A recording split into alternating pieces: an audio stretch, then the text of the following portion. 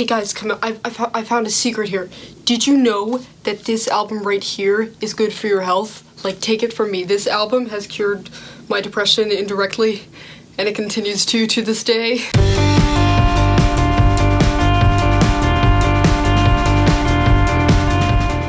Hey guys, it's Madeline here. So being a 17-year-old girl with ADHD, I tend to overanalyze anything and everything. Combine that with being a writer, music geek, poet, and wannabe English major, and you have yourself a recipe for disaster. So today, we're going to be overanalyzing Sold Down the River by Velvet Starlings. We're gonna rip this song to pieces, learn some new things, and probably change how you, and most definitely I, listen to this song for the rest of eternity. Let's do it. I'm excited. A little tidbit fact about this series that I've been doing for a while, Sold Down the River was actually the first song analysis script that I wrote for one of these videos.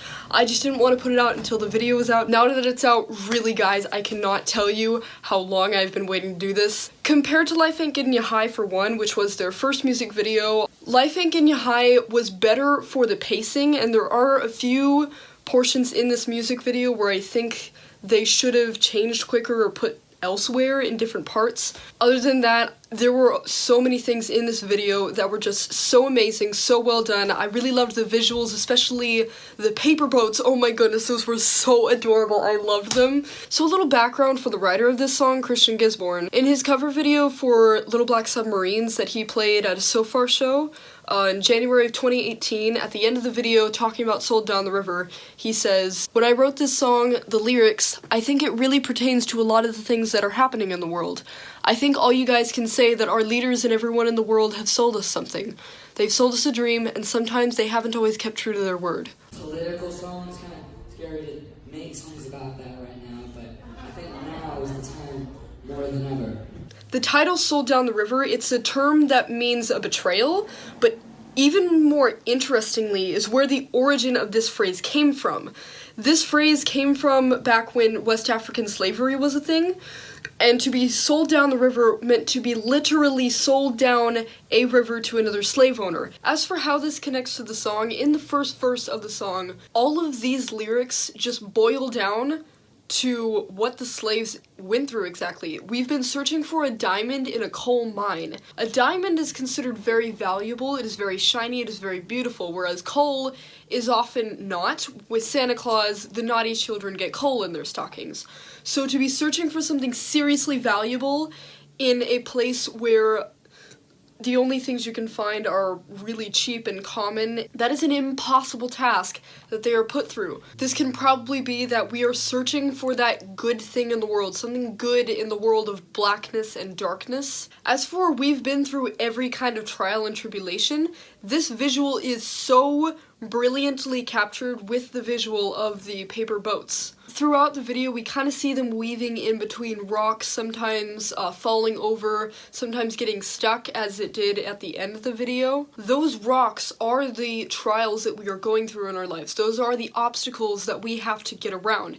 And yet, as we see with some of these boats, not all of them can get past these trials, which is the unfortunate bit. So the question now is, how does the government tie into that? Well, the thing is, the government, we vote these people in to make our lives better, to help us with poverty, to help with the economy. Especially back in the days of the Great Depression, we see way too much of the government trying to deal with the big businesses, with all the people that own all the money, instead of the individual citizens and what they need. We've been called, as in we've been giving this opportunity to vote. But not only vote, but have a president that is changed every 4 years. That's a huge responsibility. Most politicians have this big campaign that they're shooting for, and that's usually what makes people vote for them. For instance, Trump's was, of course, Make America Great Again. But a lot of the times, when these presidents say they will do something, they don't always end up doing it. We've been sold these lies. They're like, here, do this for me and I'll make sure that this happens. But then we give them what they want, and they end up not fulfilling those promises. This is where the sold comes in. If we've been sold for pennies on the dollar, that basically means that we're being sold for less than our worth. So if we are worth $1, and remember, that was a lot of money back in the time of slavery, the government is making us out to be worth 1 penny. A penny is 1% of a dollar. That is 1% of our worth. But when you have the power to vote someone in, you give them what they want, and they promise you something and don't fulfill on their promises, that is basically them laughing at you and mocking you and saying, you really don't have the power, I have the power, not you. They're not treating us like we are worth what we're worth. The US government was created by the people, of the people, and for the people. Really, we are the ones that hold the power, but a lot of the time the government treats us like we are nothing and that they are the ones with all the power, even though we are the ones who gave it to them in the first place. But one topic that I would really like to brush up on is the California Gold Rush. And lucky for me, Christian and his band is located in California, so this symbol ties in quite nicely. We see this a lot in the chorus with "Our hearts of gold went to the sinners, taken all from the givers," but also in the second verse, especially, don't get sold their fool's gold. In the time of the gold rush, most of the people who participated only found fool's gold. Fool's gold, it looks a lot like gold, and a lot of times it is a lot shinier than gold, so it looks a lot more valuable. And this, again, connects back to those lies that the government is selling us. They look so good, they look so shiny, and we really believe that they will bring this forth. As we see with John F. Kennedy back in the 60s, he won his election by a landslide, mainly because he was so young, he was handsome, and of his public speaking skills. He was packaged so nicely to these people that everyone really thought that he was going to be a good president. It is debatable whether he was a bad president or not, but there are so many presidents out there that win the elections like this, and they are that fool's gold. They are packaged to us so nicely. They are so well presented to us that we really think that they will make our country great again. They will give us what we need. However, like with the gold rush, most of these people only found fool's gold, and this caused a lot of problems in the government and especially the environment. For one, the gold rush contributed to Manifest Destiny, which then led to us taking more of the Native American land. And of course, this means a lot of death. The gold rush also contributed a lot to inflation, and this is another huge problem we see with the government of today. As for the environment, which is something we know that Christian really cares about, the gold rush contributed to both river and soil pollution as well as deforestation. Something I found really, really interesting, most of the people at this time who struck rich weren't actually the people who mined for the gold. It was the merchants. The merchants are the people who take our money, and the miners are the people who actually work for that money. The merchants are those big businesses. They're the ones who have all the money. And then the miners are those working class citizens, the ones who work in farming or textiles or all of those other industries that we need, and yet they're not getting enough to sustain themselves. There are a few other topics that aren't big enough for one section, but I do also want to discuss. For one, something I'm not going to go into too much detail, unfortunately, is the lyric, "Trade that pharmacy and pills for peace of your mind," in the second verse. I state this at the beginning of all of my videos. I am personally someone who suffers from 3 mental disorders, and because I really don't want to drive anyone away from getting help, I am going to choose to keep silent about this argument. That's what I say to stay safe. Also in the second verse, it was easy to pull the wool over your blind eyes. I originally thought this was world, which made a lot of sense to me, but then I found out that it was wool over your blind eyes, which is another really good visual. If you don't know, wool is one of the best blankets that you can bring to the snowy mountains. I know this personally because I have been on trek in the middle of winter. But the fibers in the fabric are so tight together that it is the warmest that you can ever get. For one, you're already blind to the ideas of the world. You are ignorant, you don't know what's going on. But you still have your ears. So when you are pulling this wool over your blind eyes, you are making sure that you don't get your sight back. Because these fibers are so tight together, it is even further blocking your vision. this is referring to all of those people who are just completely, it doesn't matter what evidence you put in front of them about why we need to change something about the government. They're just like, nope, our country is amazing, nope, great, long live America. And to transition into my next topic, we see another example of a blanket in the outro of the song. Here's a blanket and some change to keep your soul high. So the video for Soul Down the River was filmed in Paradise, California. If you don't know, back in November of 2018, I think it was, around the holidays, Paradise, California and parts of Chico and a few other cities, I think, were affected by, I think it was the worst wildfire in Californian history. Most of the shots in this music video were real shots from the devastated parts of those cities. And if you think of it, here's a blanket and some change to keep your soul high.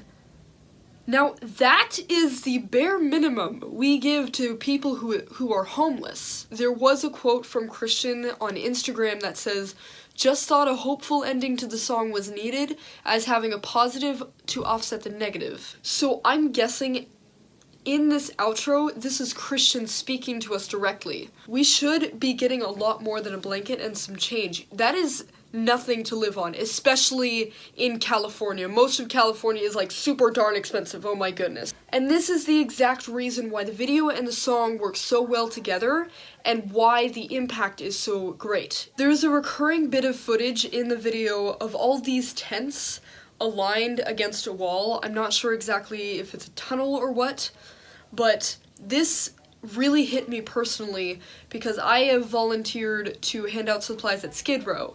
It's really common to worry about the homeless, but it's another thing to actually go and see these people who are living out on the streets. It is really life-changing in a way, and it makes you want to do even more to help, even though it is really hard to. That's why this video works so well. By showing all of these scenes of the devastated areas, it is kind of showing the visual that this exists. It really does exist. And again, with the blind eyes and pulling the wool over them, they can't see it, they don't know it, they are ignoring it, or they just don't know.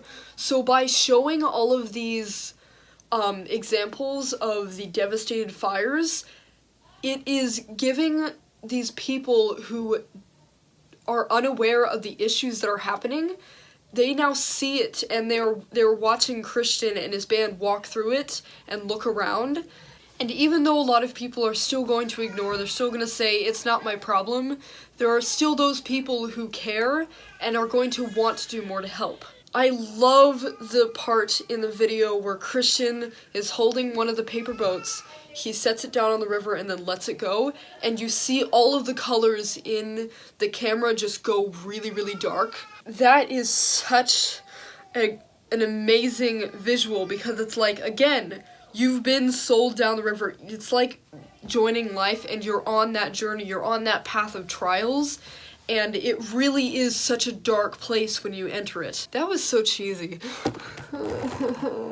And this is where the little bits of the music come in. So the song starts off with a simple keyboard. You have the low chord and then the high chord right up against it. Throughout the song, whenever you're hearing these chords next to each other, it creates the sensation that you're being tossed by the waves. For one, this is clever because it is called Soul Down the River, of course with waves, but it is also clever because this is so political, there are so many different ideals in the government that are tossing you to and fro. Is this the right way? Is this right? Should I vote for this person? Should I vote for this person? And as we progress from the beginning of the song to the second verse, it just keeps adding layer upon layer upon layer, and it slowly builds up until we're at this big, huge song in the bridge with the pounding drums. It's becoming even more aggressive, it's becoming even more real, and it's kind of like piling issues on top of each other and responsibilities that we have to take care of and think about. So in other words, it starts off really simple,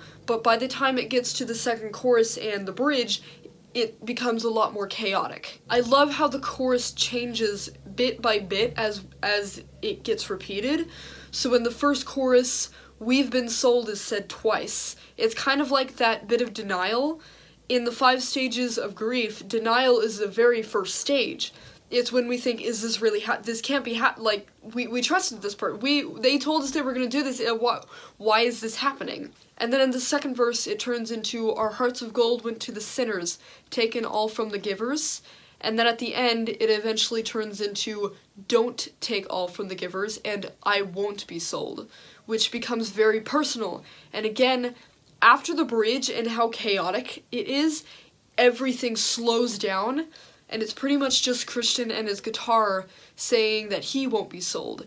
It is like his promise, and him saying, even though most of the world is following these ideas and what the government is selling this, I'm going to take that first step, and I'm not going to trust them. I'm going to do my own thing, I'm going to follow what I believe, and I'm going to try and make a difference.